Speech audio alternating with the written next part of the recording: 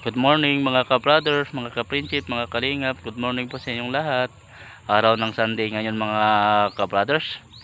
Wala po tayong trabaho. Nandito po ako ngayon sa garden namin mga ka-brothers to.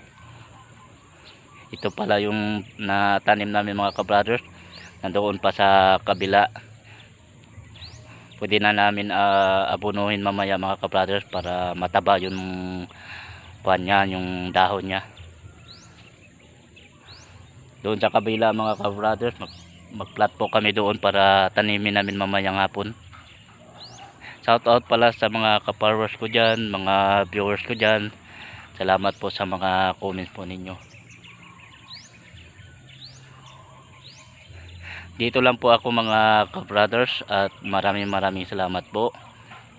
God bless to all. Ingat po tayong lahat. Bye bye.